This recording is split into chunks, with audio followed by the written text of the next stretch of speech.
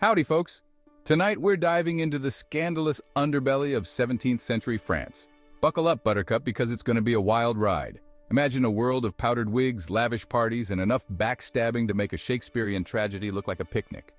This is the court of Louis XIV, the Sun King. Louis loved luxury. He built Versailles, a grand palace, but behind the gilded cages, darkness lurked. And nothing says dark side like a poisoning scandal.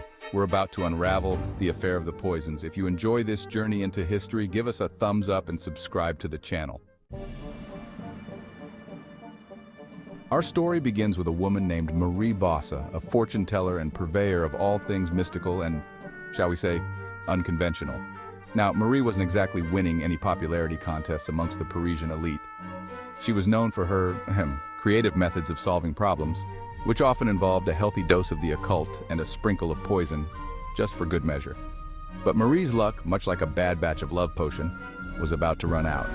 Seems our girl got caught up in a spot of bother with the law, and when the authorities came knocking, Marie decided to do what any self-respecting gossip queen would do. She spilled the tea. Turns out Marie was just the tip of the poisoned iceberg. She knew all the dirty little secrets of Paris's elite, and she wasn't afraid to name names. She started singing like a canary on a caffeine bender, revealing a network of poisoners so vast and tangled it would make your head spin faster than a carousel at a royal fair. Now, amongst the names Marie dropped was one that sent shockwaves through the French court: Marie-Madeleine Marguerite d'Aubray, the Marquise de Brinvilliers. This, my friends, was no ordinary poisoner. This was a woman of nobility, a socialite, a patron of the arts. Oh, and she also had a bit of a side hustle going on, poisoning people. See, the Marquise had a few scores to settle, like her father, who wasn't too keen on her scandalous love affair, and her two brothers, who stood between her and a hefty inheritance. Well, let's just say the Marquise found a rather permanent solution to her family drama. Now, the Marquise wasn't some amateur with a vial of arsenic. She was practically a chemist. Her weapon of choice? A delightful little cocktail of arsenic and antimony known as inheritance powder. But eventually, even the most cunning criminals get caught, and the Marquise was no exception. Her trial was the talk of the town, a real-life soap opera that had everyone glued to their seats. Now you might be thinking, okay, so a few poisonings here and there. That's bad, sure, but hardly a national crisis. Oh, honey, you ain't heard nothing yet. You see, as the investigation into the affair of the poisons deepened, it became clear that this wasn't just about a few bad apples with a penchant for arsenic. Nope, this went deeper, darker, and a whole lot weirder. It turned out that poison wasn't just a tool for bumping off your enemies. Oh no, it was also a key ingredient in the occult practices that were all the rage among the French elite. We're talking love potions, black masses, curses, hexes, the whole 9 yards. It was like a scene out of Macbeth, but with better costumes. And if that wasn't enough to make your hair stand on end, rumors started swirling that some of these occult gatherings were attended by none other than members of the royal court. That's right, folks. It seemed that even those closest to the Sun King weren't immune to the allure of the dark side. Section 5, From the Palace to the Gallows. The trial and execution of Lavoisin. As the scandal unfolded, one name kept popping up like a bad penny: Catherine Monvoisin, better known as Lavoisin. Now Lavoisin was a woman of many talents. She was a fortune teller, a midwife, an abortion provider, and, oh yeah, a professional poisoner to the stars. She was like the Oprah and the Walter White of 17th century Paris, all rolled into one. Lavoisin's client list read like a who's who of Parisian high society. We're talking nobles, wealthy merchants, even a few whispers about folks with connections to the royal family. It seemed everyone wanted a piece of Lavoisin's magic, whether it was a love potion to spice up their marriage or a little something to ensure their inheritance. But Lavoisin's luck, much like her potions, had a shelf life. She was arrested and put on trial for, well, pretty much everything under the sun. Witchcraft, murder, conspiracy, you name it. The trial was a sensation, a media circus the likes of which Paris had never seen. And in the end, Lavoisin met a fiery end at the stake, convicted of being a witch and all-around bad influence. Section 6. A city gripped by fear, the poison hysteria sweeps Paris. With Lavoisin's execution, the affair of the poisons reached a fever pitch. The city of Paris was gripped by fear, paranoia, and a healthy dose of good old-fashioned gossip. Rumors flew faster than a baguette in a bread fight. Everyone was a suspect, from the baker down the street to the duke sipping wine at the palace. People started looking at each other sideways, clutching their beignets a little tighter. A simple cough could send a shiver of terror through a crowded room. Was it just a cold? Or was it the dreaded inheritance powder taking effect? The poison hysteria even reached the highest levels of government. Louis XIV, a man not known for his sense of humor, was particularly miffed by the whole affair.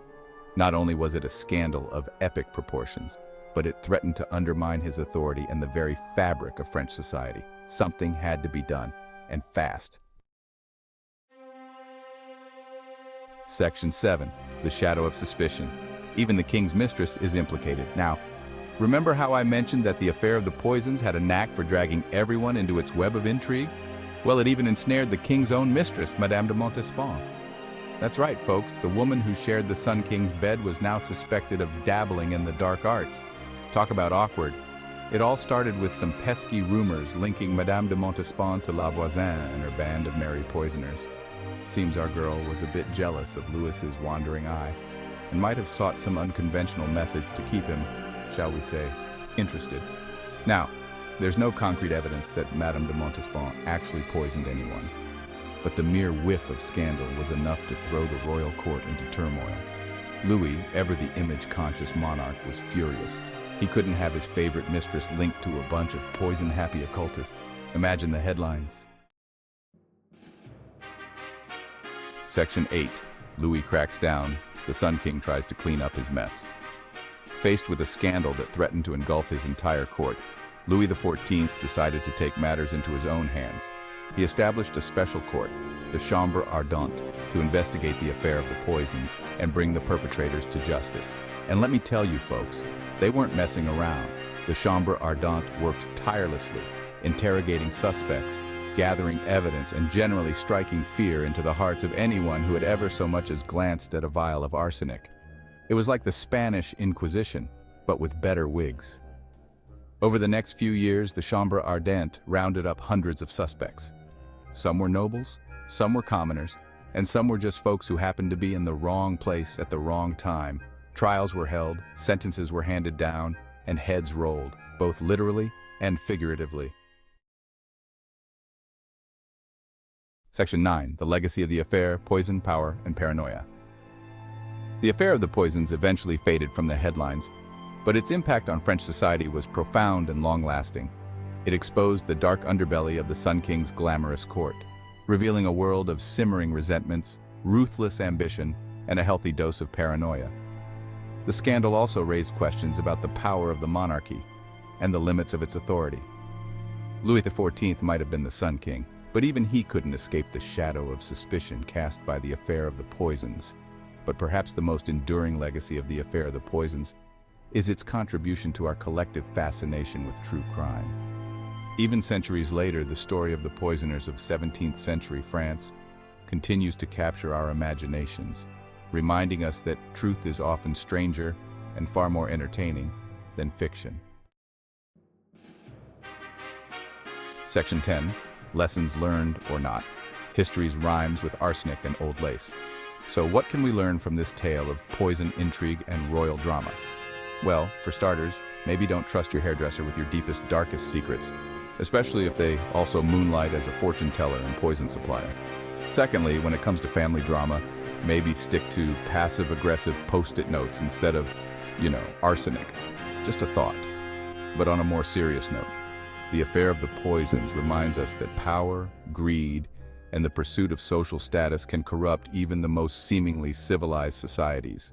It's a tale as old as time, and one that continues to resonate today. Section 11. Until next time. The curtain closes on the affair of the poisons. Well, folks, that's our whirlwind tour of the affair of the poisons.